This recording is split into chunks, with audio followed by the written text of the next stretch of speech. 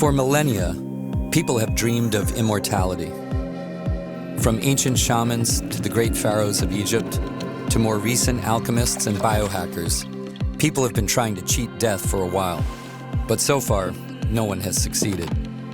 Despite these shortcomings, it seems we are living in quite interesting times, where we could be near some extraordinary scientific advances that could catapult human lifespan to unheard of new levels. Join us in this journey to explore the latest breakthroughs in the science of longevity and discover what we can do today to increase our chances of living long enough to take advantage of the exciting longevity technologies of the near future. I don't know about you, but most of us don't like the idea of getting old. Just when things start becoming interesting in life and we gain wisdom, maturity, and stability, our bodies and minds begin to decline and slow down. Some people even dare to call aging a disease. People ask, is aging the biggest risk factor of disease? In my opinion, it doesn't matter in my opinion. What matters is what science is proving. Pointed out that you have a 5 times greater chance of dying of cancer if you smoke. You have a 500 times greater chance as you age. Aging is the breakdown. If we eliminated cancer, our life expectancy as a country, as individuals, would go up about 3.5 to 5 years, depending on which statistic you believe. But aging plays a much larger role in that process. Unfortunately, people at younger ages are aging faster today because they don't take care of their bodies. So there's zero question that aging has a giant impact on the breakdown disease. 90% of the people in developed countries die because of aging, not because of terrorism, not because of climate change. The enemy of humanity today is aging. Aging is basically a loss of function. So your kidneys, when you're young, they perform fully and they're able to clear all the toxins out of your body. But after decades of functioning, they start to lose function. The same with the brain, the same with the liver, the same with the immune system, right? Older people are more susceptible to diseases and so on. And that's because there's an accumulation of cells within a tissue that are no longer functioning as originally intended. People over the age of 65 usually have 2 or more diagnoses of an aging disease because they go hand in hand. They are merely the symptom of biological aging. If you look at the definition of a pathology, aging fits a pathology perfectly. If people say aging is not a disease, well, if it's not a disease, why are there some animals that don't have any detectable aging process, like lobsters and tortoises and clams? They have no detectable aging at all. It's about a 3-fold increased risk if you have high cholesterol for getting cardiovascular disease. How many people do you know in your 20s that have cardiovascular disease? Almost none. And yet it's extremely common by the time you get to your 70s. It's like a 100-fold risk. It's obvious. We've known this for a long time. If you slow aging, you delay all of these chronic diseases. So it's clearly a risk factor, the biggest risk factor and the most common risk factor. And that means we should be spending the most effort trying to do something about it. I'm definitely not in favor of aging. I think that aging is the world's #1 problem because it causes so much deprivation, so much suffering. Yes, it kills people, but it tends to kill people after a long period of decline and decrepitude and dependence and general misery. That's a problem. Humans, we want to stay active, young, creative, and for that we need longevity extension. We need a healthy condition, both of the body and the mind. So I think it is an asset, and there is nothing wrong with wanting to be young. It will be a very important step when regulators like FDA will recognize aging as a disease. So this will allow public funding or health insurance to finance these longevity interventions. What's exciting is when you look at aging as a disease, is then you know you can cure it. And if you can cure this disease, then you basically can live forever. Once we've gotten rid of the degenerative process of aging, then most diseases will be eliminated. So when people think about aging and their own lifespan, they frequently turn to their parents and their grandparents to sort of determine how long they're going to live. But it turns out, at least science has recently told us, that only 7% of your lifespan can be based upon your genetics. So conversely, 93% of your health span is on you. So it's going to be what you do with your life. It's going to be what you eat, if you exercise, what things you surround yourself by. We did a bad deal with the devil one day. We came to the devil and says, why is life expectancy for thousands of years 25 to 35 years? That's the life expectancy. And the devil said, oh, okay, you know what? I'll help you. So he did. He gave us the sewer and the clean water and antibiotics and vaccinations and surgery. And what happened? We went through this phase, and now we have those diseases, Alzheimer's and heart disease and cancers and diabetes. And we need to make another deal now. And the deal has to be that we target aging. Okay, and by targeting aging, we're going to prevent those diseases and make our health span better again. A common, inexpensive diabetes drug has been making headlines in the last few years as a potential longevity drug. But what is it? And what's all the fuss about?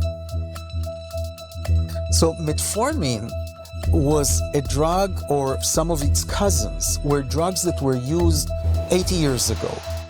And they're actually used to prevent flu and malaria and inflammation. And it's during this time that people noted that those with diabetes, it lowered their glucose level. And so it became a diabetic drug. And we have preliminary data to show you from other studies that people on metformin have less diabetes, they have less heart disease, they have less cancer, they live longer even than people without diabetes, less Alzheimer's. And because of its safety record and because it's generic, it's the cheapest drug on the market, we thought that's a great entry. You know, healthcare providers are not going to object that their subject will be on metformin, such a cheap drug that will have so much health benefits. And when we prove the concept, the pharmaceuticals will jump in and the world will rapidly become a better place. I'm much more conservative here.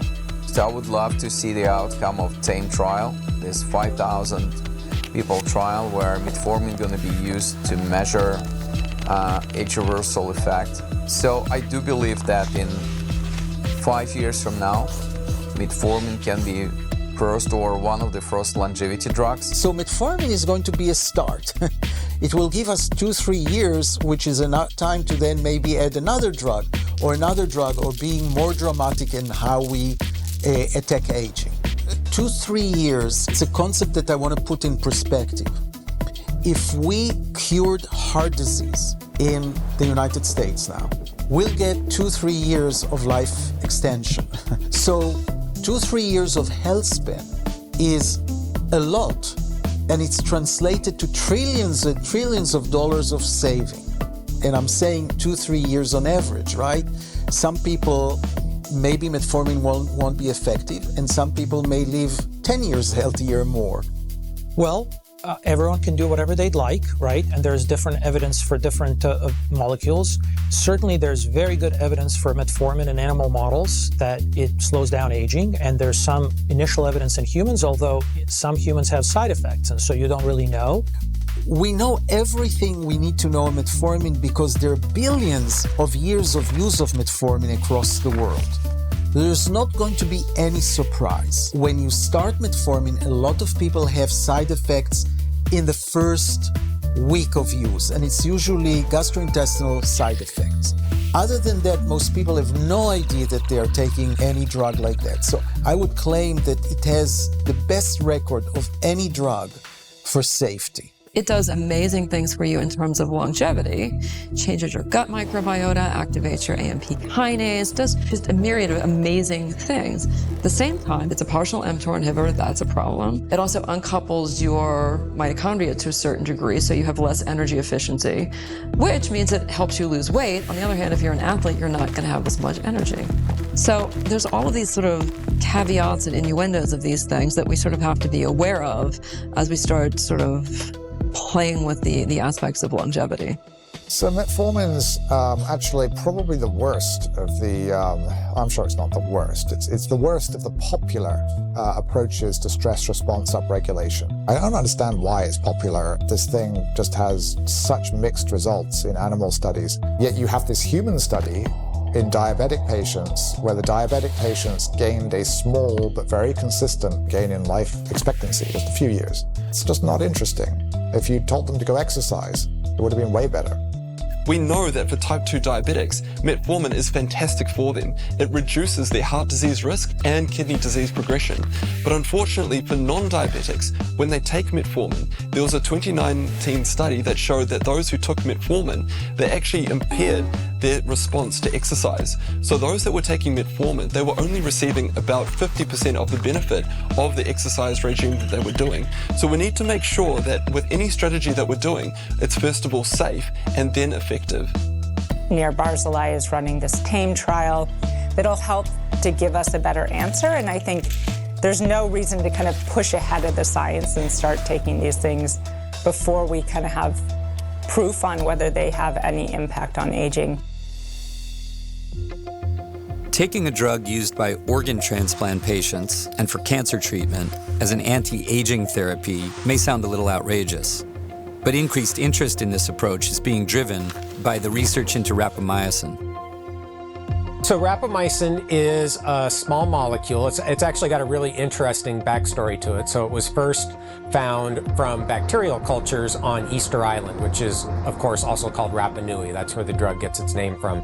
And what we've learned over the past few decades is that this drug, in addition to having interesting properties in terms of affecting the immune system, also seems to slow the biological aging process in every animal where it's been studied. What we know at this point is that if you treat laboratory animals with rapamycin, you see an increase in lifespan and a corresponding increase in what we call health span, which is the period of life that's spent in good health, free from the chronic diseases of aging.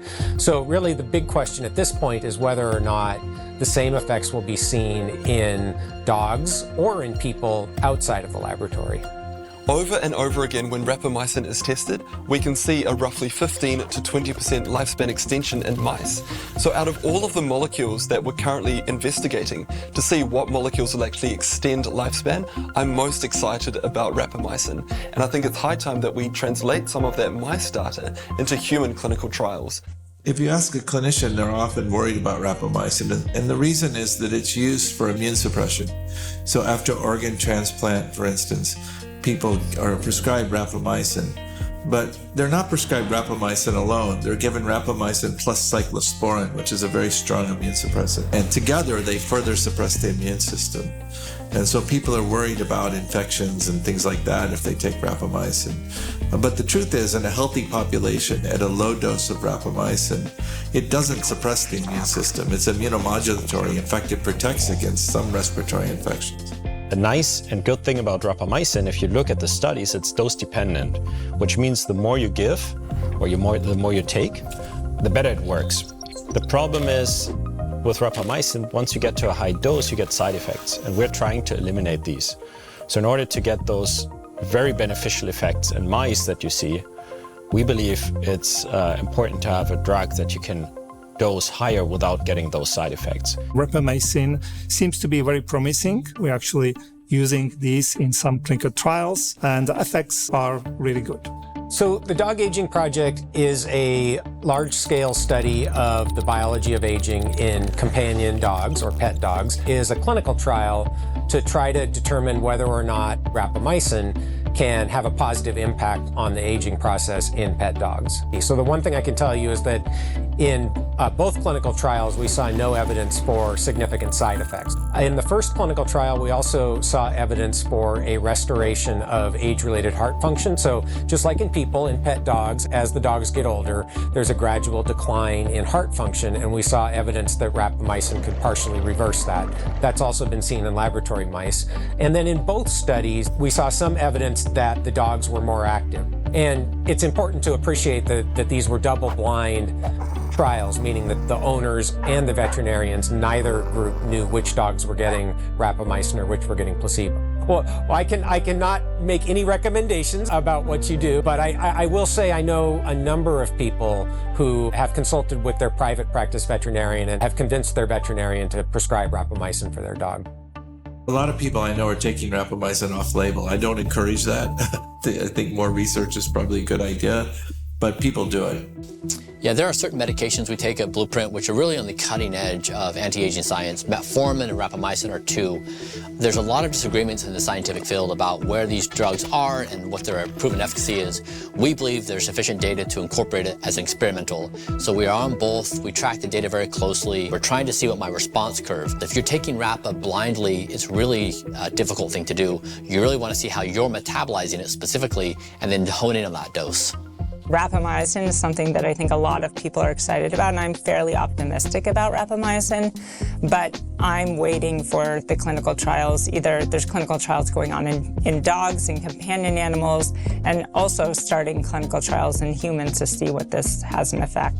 Rapamycin is very well known for slowing down aging, but all of those claims are made on a population level, and you just don't know whether that effect is going to be realized and if you're going to pick up any kind of side effects. I think people should be very careful what they do, because if you take something for 10 years and you think it's slowing down your aging and then you find out it actually accelerated it, or you picked up cancer or something like that, that's obviously a bad choice. So it's a gamble, and everyone has the right to gamble with their body whatever they like.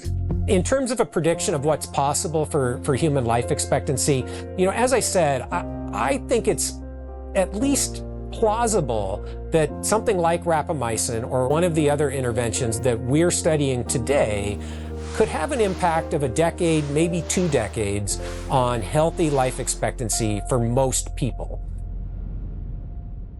Some people don't seem to care that much about how long they live, but when it comes to their pets, it's often a different story.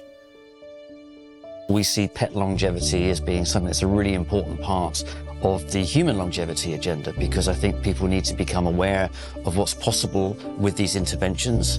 And if you're looking at a dog as somebody that you want to live longer, and you can see that that's possible in the interventions that you give them, they get the same diseases as us in many respects, then we see that that's going to be a very important bridgehead for educating people on what's possible for themselves. Anybody who has a dog, first of all, recognizes that dogs age about 7 to 10 times faster than people do, but also that dogs don't live long enough, right? We all love our pets, and it's a horrible experience when your companion, who you feel is part of your family, right, goes through this decline in a few years that would be a few decades in people, and ultimately you have to make the decision to let them go. That's horrible. Even the interventions that we have today, there's a really good likelihood that those could have a significant impact on health and longevity, both in companion animals and in people. Doing trials in humans takes a long time to get a result. You can be waiting 60 or more, many decades to get a result. In animal trials, we're able to get drugs to animals faster in the cycle of testing. And because their lifespans are shorter, we can show an influence on their lifespans a lot sooner. And what I can talk about is that they're not on the market yet, but we're using them for compassionate use. And what we're seeing there is that people's dogs are going from old dogs to puppies again. The dog that used to not want to go for a walk is now waiting at the door to go for a walk. The dog that they used to take for a walk and it would be dragging behind is now out in front, pulling on the lead. Interestingly, when you say, do you want to live longer? People say, I'm not sure. But if you ask if they want their dog to live longer, I've never found somebody that says no. Kidney disease is one of the leading causes of death in the world. Could a drug that targets kidney disease hold a promise to slowing down aging? There's something called Klotho. Klotho is in every animal, every human being. It's a gene expression. When it is high gene expression, people live long. When it's low, you live less. It determines your brain as well. They believe it'll have an impact on dementia. In animals, for example, with mice, they take the Klotho gene out and their life expectancy drops by 80%. They expand the Klotho gene, in other words, the expression, as they get older. Usually like NAD, many other things, it shrinks, like stem cells. They shrink, they drop. But when they bring it back to normal levels, in mice at least, they live 30% longer. It'd be the equivalent of 20 more years in a human being's life. So Klotho was discovered in the late 90s in Japan by a Japanese scientist that was looking for treatments for hypertension. Since then, there have been over 6,000 academic studies and publications looking at Klotho. Klotho's a circulating hormone primarily produced by the kidneys, which declines with age. So through research, my scientific team, we saw that there was a strong correlation between kidney health and overall longevity. Humans that have kidney disease or kidney failure have low levels of Klotho, and we see, just like in the original mouse studies, these humans rapidly age. My kidney function was dropping. I measured my own Klotho levels were low, and I just felt old. My body fat was close to 25%. I weighed almost 200 pounds. Right before I needed to go on dialysis, I had a kidney transplant. And so about 6 months after my kidney transplant, I tested my Klotho levels, and they went back up to the normal level. Started feeling better. I feel like, I've become younger in many different ways. So they're just going through the safety protocols now. Next year, they hope to start their traditional approach with humans, and I'm very excited about testing that out and being a part of that process, because everything I've seen so far makes it fascinating what it can do. It's a very big difference in your body's ability to regenerate, also to clean organs in your body, arteries in your body. It's extraordinary. We're developing this as a regulated drug, not a nutritional supplement. We'll go through FDA clinical trials starting next year and bring it to market as soon as we can. Kidney disease is a big problem. 40 million people in the US alone have chronic kidney disease. 500,000 people a year die from kidney disease, and currently there's no treatment. So again, there's so many new discoveries that are happening that can transform everything.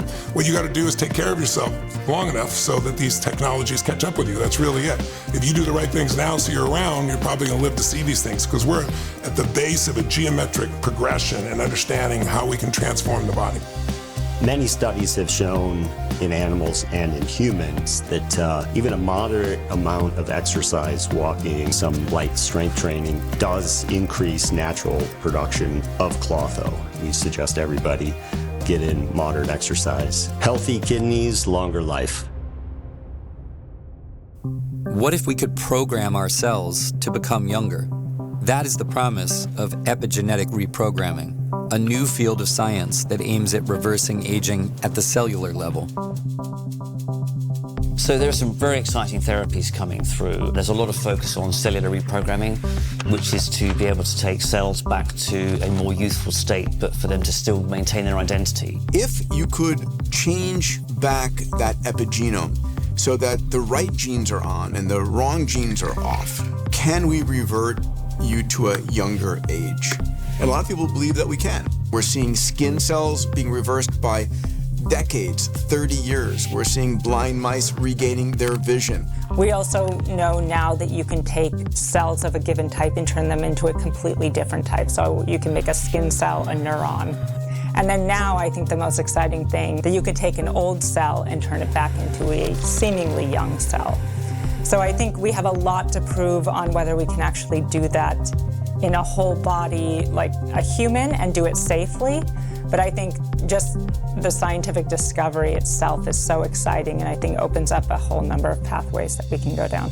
It's looking very promising, and we need something that's very precise for those clinical trials. We'll see where the science goes in the next 20, 30 years. It's really hard to predict. Maybe epigenetic reprogramming will be the breakthrough that everybody's hoping it will be, and we can see substantially larger impacts on health span and lifespan, but we'll just have to wait and see. The FDA is known for their rigorous approval process for new drugs, and it often takes decades and hundreds of millions of dollars to get a new drug approved. In the field of longevity, there is a group of people known as biohackers that don't want to wait for official approvals. Many call them reckless. Others refer to them as innovators. Recently, I tripped and I fell, and I had to go to the doctor and get it sewn up. And I went there. This is an emergency room in a mountainous area. He said, "Sir, are you on any medications?" I thought, oh boy, this is going to be tough. And I said, okay, I'll just give it a go. I said, well, I'm taking Metformin. He said, the drug for diabetics? Yes. Anything else? I said, yeah, Rapamycin. The drug people give when you're doing a organ transplant? Yes. Anything else? I said, yeah, Dastatinib. The leukemia drug? Good Lord, son, what are you doing? And it was a good reminder of the things that we do for the Blueprint protocol of slowing my rate of aging and rejuvenation are so outside the norm, it just strikes people as bizarre. But we take a whole bunch of basic things like vitamins and minerals, then much more advanced things like metformin, rapamycin, or carbos, which are prescription only and are on the cutting edge of aging science. Doctors can repurpose drugs, okay? It's not against the law to repurpose drug. And their doctors would give them metformin, that would give them rapamycins, that will give them senolytics. So it's out there, and people are using that. We're not going to have the data from that. We're going to trust the data, but people who are aging don't have the patience to wait 10 years for a drug approval. I'm essentially a longevity hacker. I try things for me because I need these things. I don't have time to wait 5 or 10 years for some kind of a big scientific study to be approved. Part of that is also the understanding that any kind of a scientific study is based on some solution that in some sense will work for the whole public. I'm not the whole public. I'm one person. If it works for me, that's good enough. I've got so much I want to do. I need 500 years. When you approach life with that kind of expectation, all of a sudden, you're not looking at the end of your life. So when you get very old, a lot of these things that are of dubious benefit, or at least hard to measure benefit for younger, older people, it starts to be worth taking a shot. So they're sophisticated biohackers. Many of them are scientists.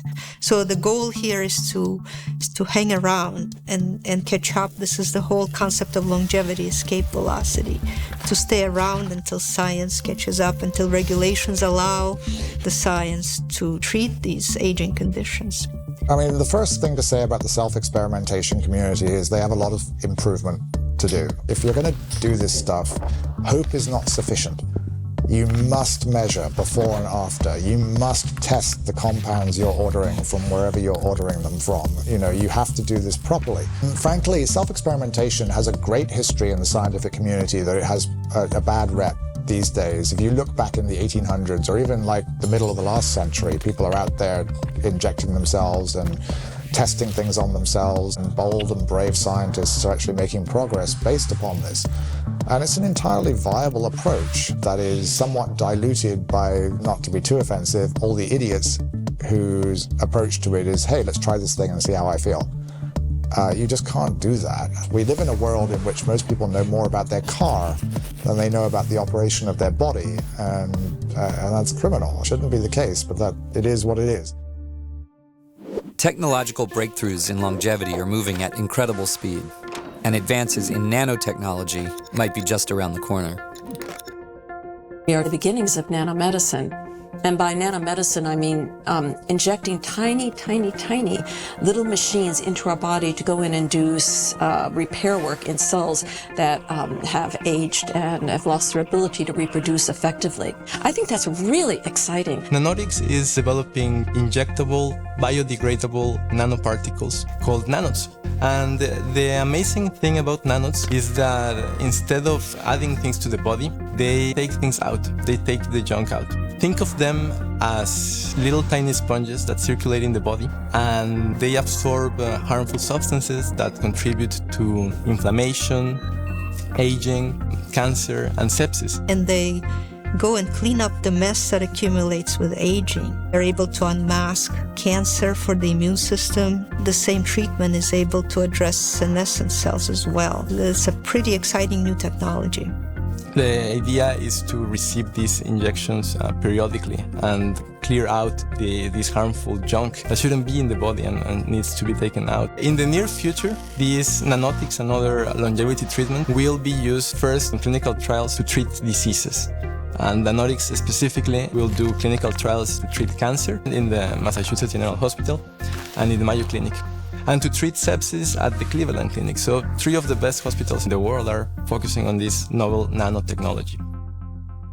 Senescent cells can be a problem for aging, and the field of Senolytics is searching for ways to tackle these pesky little zombie cells.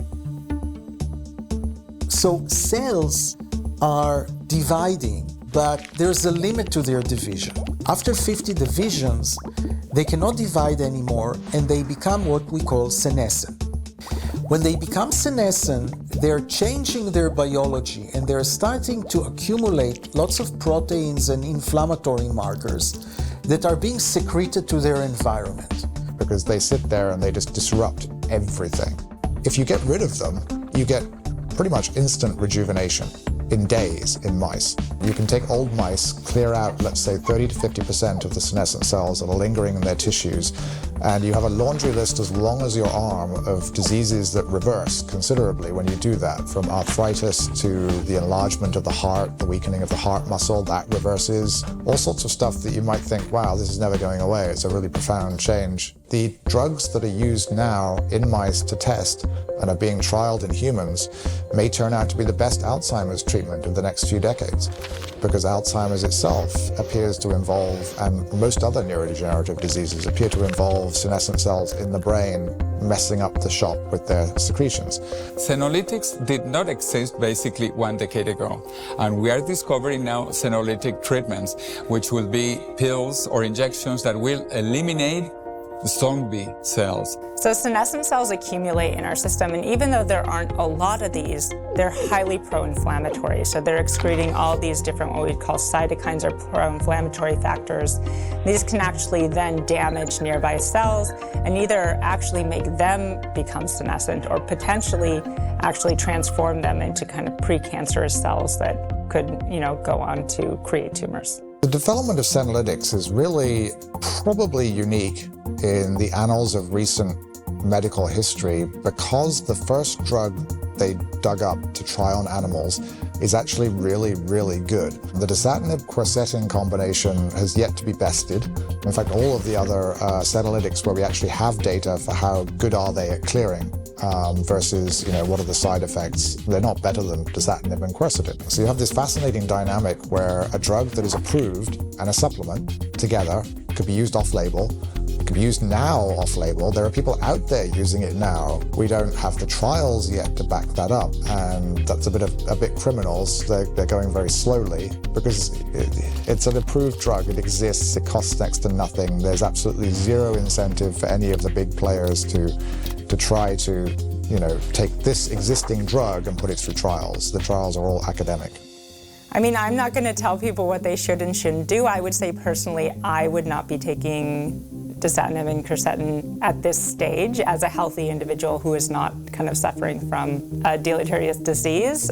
So I think, there's plenty of time to wait and see how this pans out. I would also argue that for most young, healthy people, you aren't at the level of senescent cell accumulation that this probably will make a huge difference. And I think we don't really know to what degree, prevention really early on before you have much senescent cell accumulation is really going to impact kind of the burden later on. So I'm not convinced that we know the full story about senescent cells. We don't yet know which senescent cells we need to remove and which ones need to stay, because the process of senescence, it helps to reduce cancer rates. So we probably don't want our old cells from dividing because they've probably got damaged DNA or mutated DNA. So we don't want those mutations to proliferate or to grow. So we use senescence to stop that from happening. So we don't want to be stopping senescence. Senescence also has a crucial role to play in wound healing. So again, we want to make sure that we're clearing away specific old cells, but we're not too sure which cells yet to clear away and which molecules can do that best. So I'm very hopeful around this area of research, but a lot more research needs to be done first until we can actually use this in humans. As exciting as the new advances in the longevity space are, we're not at a point yet of having a magic pill that will miraculously make us healthy and young again. Therefore, we should probably not forget about the basics. My name is Chris Bumstead, and I am a 4-time Mr. Olympia bodybuilder. I compete in the classic physique division. So I've been competing in bodybuilding for 10 years now, as a professional bodybuilder for 6 years. And it's a full-time job. It's treating food the way you eat like a full-time job, training like a full-time job, and sleep and recovery like a full-time job. And over time, I also began to incorporate caring about my health rather than just the physical image of my physique. And that's when I really started to get into the benefits of longevity hacking and the beauty of focusing on your health rather than just an image. So I absolutely believe exercise, especially lifting weights and building muscle, helps in the longevity of your health as a human. And I think more so than just living a long time, but actually being healthy for a long time and being able to function in the world the way you want to. So you're not stuck in a hospital bed or stuck at home in bed or something like that.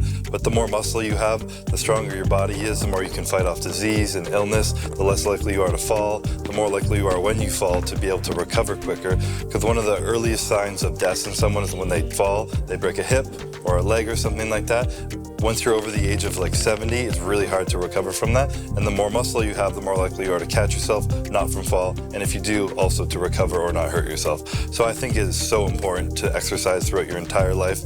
Eat a high protein diet, exercise hard, have weight bearing loads so that you're able to maintain that muscle mass. And of course, cardiovascular health for your endurance is also very important to keep your heart working over time, to keep your heart strong and pumping like it needs to. Building muscle mass, also a direct relationship. I put in the books in Life Force several studies that show it directly relates to cancer. Your muscle mass plays a bigger role than you have any idea. It's not about just looking good. It's about strength, and it's about vitality, and it's about your metabolism.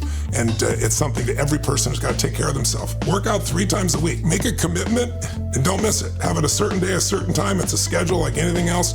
And once it becomes a habit, it becomes easy. And then if you don't do it, you crave it. Exercise is important on both the microscopic and on the macro level. On the microscopic level, it is stressing your mitochondria, the power plants of your cells, and it's making more powerful, resilient mitochondria. One of the 12 hallmarks of aging is the aging of your mitochondria.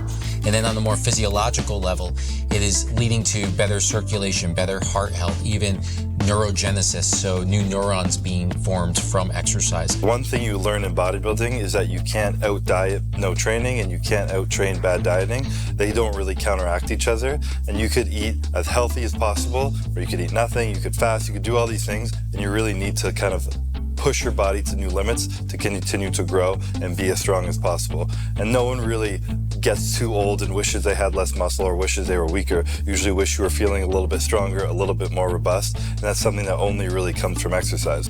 I actually work out more now than I did 10 years ago or 15 years ago because my body needs it more. Usually it's anywhere from 45 to 90 minutes plus trying to walk places. When we're on the set of Shark Tank, everybody else is taking the carts. The set is 0.35 miles away and I'm walking back and forth, so I'm walking 2 miles a day while we're shooting Shark Tank. If I never had to look in the mirror, I'd think I was 35. Especially as you get into your 30s, 40s, 50s, 60s, and beyond, if you're not moving physically, then you become limited. Your range of motion decreases, your strength decreases, your flexibility decreases. And then, of course, a lot of the things that you want to try and do are inevitably too hard. And so then your world gets smaller and smaller and smaller. You know, that's going to keep you young and youthful. The things that I can physically do at 60, almost 64, I couldn't do in my teens, 20s, or 30s, but I can do it now. So, I mean, how long am I going to live? I don't know. I mean, I'd like to live into my 90s. Who knows, maybe beyond that. It's not really so much about longevity. It's about quality of life where I am right here and right now. But the end result is, I mean, here I am in my 60s feeling better than ever. The first thing is I exercise, and I actually exercise every day. Exercise at any age is maybe the most important intervention. Moving, okay? You have to move all the time. It has a huge effect on the health span. Listen, you don't move, you don't live. I can tell you all the wonderful things you can do biochemically for your body, but there's no replacement still for exercise and movement. I think it's not just about medicine, it's about us doing our part. But today, most people don't do their part. I always say if they could bottle the effects of exercise, it would be the hottest kind of therapeutic in aging research. If I could get all of my patients to be exercising at least half an hour a day, I think I'd see half the patients in the clinic because most of them wouldn't need to come to see me. When I think about quality of life, the baseline has to start with energy. Once you have abundant amount of energy, then you live life. If you're just getting started on your health and fitness journey, or you're a weekend warrior, but now you want to really understand what it takes for that longer longevity, the first thing to do is to start measuring some key metrics about your body. Understanding your sleep, your resting heart rate, your heart rate variability, your VO2 max, measuring these things over time and seeing what about your lifestyle today is changing them. And then starting to implement very specific changes. Could be to exercise, could be to your sleep routine, could be to your diet, and all of a sudden starting to see improvement in these metrics. That'll be incredibly motivating, and give you the feedback that you need to improve. What if one day we could press a button and print a new heart or a new liver from our own live cultured cells? That would be pretty amazing, right? And that reality might actually be closer than we think.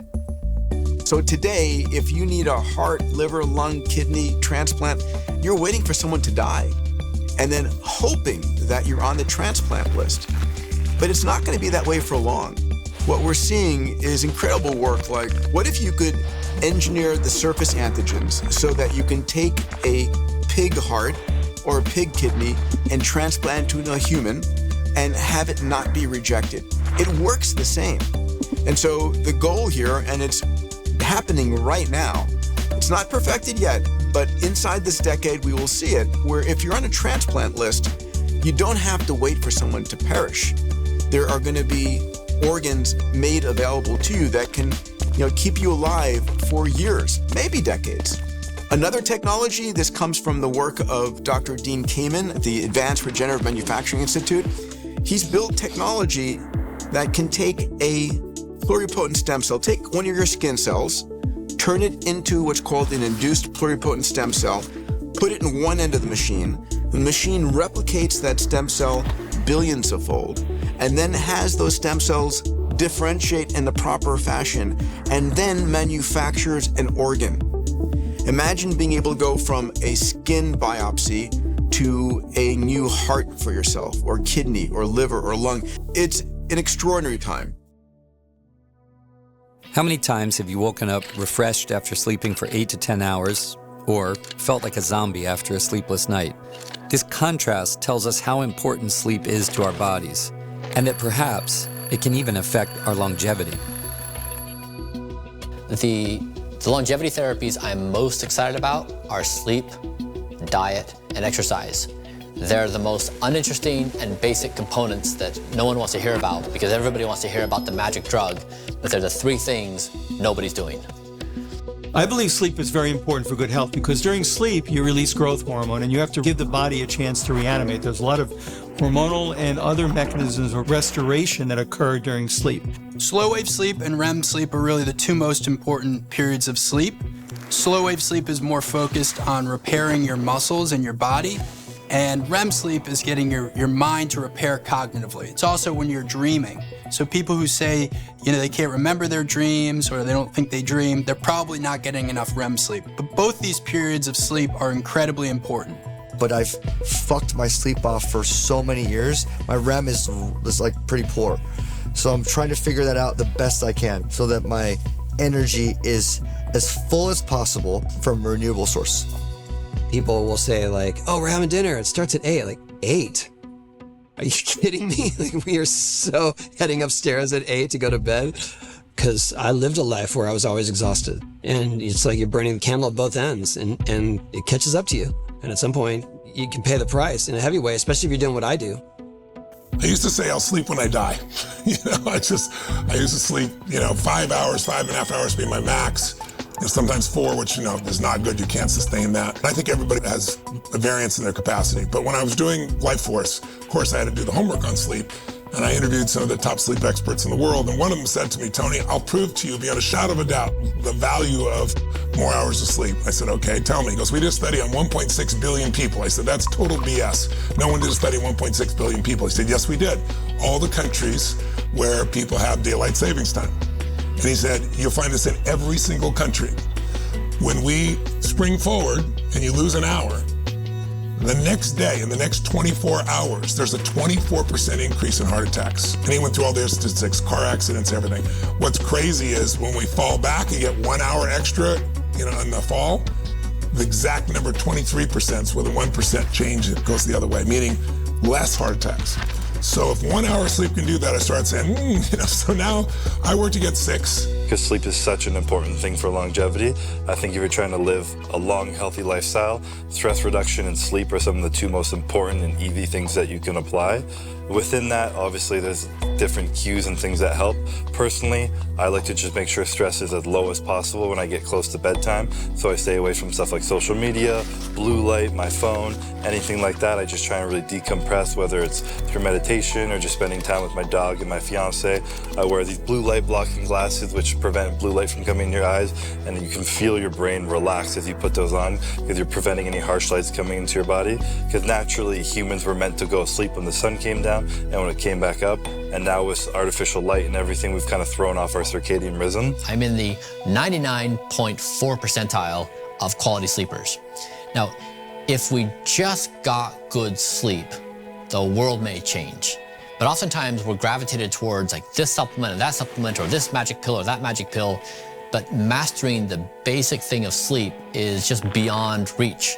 And if we can just take the simplest thing and get that right in our lives, we all know that. The difference between hope and despair is a good night's sleep. Studies in Germany have shown that more than 80% of the population suffers from chronic sleep deprivation.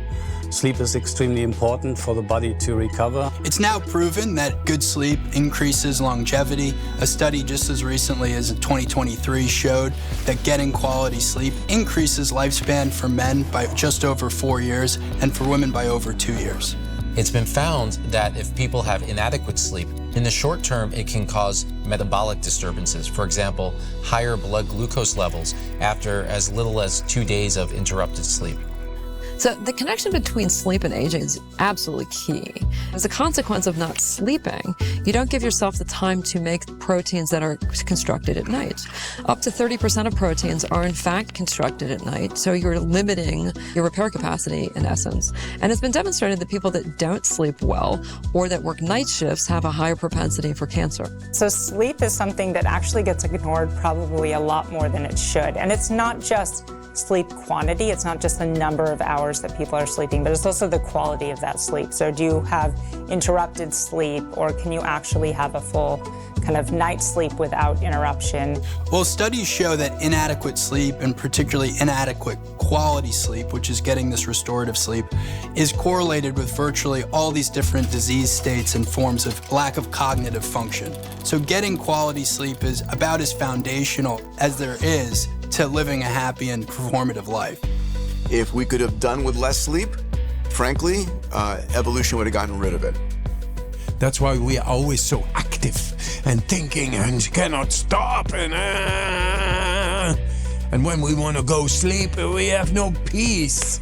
It's because of the cortisol. You take a cold shower, you will sleep like a baby. So here would be my tips for sleep. 1, if you can, sleep in a room by yourself. I'm fortunate that I can, not everyone can. Do I think sleeping with our partners is potentially dated? Maybe. I mean, if we actually look at all of our habits, society, we live the traditions of dead people. We do so much of what's been done for hundreds of years, and little of it is questioned. But when you're trying to synchronize 2 people in one room, bedtimes, wake-up times, disturbances, it's a difficult thing to manage. Not everybody has the luxury of having their own sleep area, but where it's possible, I strongly suggest people do it. Number 2, black out your room, no light. Number 3 is no alcohol. It destroys your sleep. 4 is be mindful of how close you eat to bed. I currently fast for about 10 hours, which is a lot, but try to eat, give some time separation from your last meal to when you go to sleep. And then 5 is I do a temperature-controlled room and/or mattress. Controlling temperature for sleep is really helpful. And then finally, go to sleep at the same time every day, no matter what. So I have connected light bulbs that change color an hour before bedtime, and they turn red. So it looks a little bit like the red light district, but it actually helps to produce melatonin in my body. And so when I do put my head down on the pillow, I fall asleep quickly. I wear earplugs so that no outside noise or family members that might be moving around will disturb me. And then I also have a sleep mask on, again, so that no light comes in contact with my retina, even with my eyes closed. Now we're at this amazing era in the history of technology where in a very small, tiny form factor, you can actually continuously measure your sleep and understand what are all the behaviors that you're doing to maximize restorative sleep.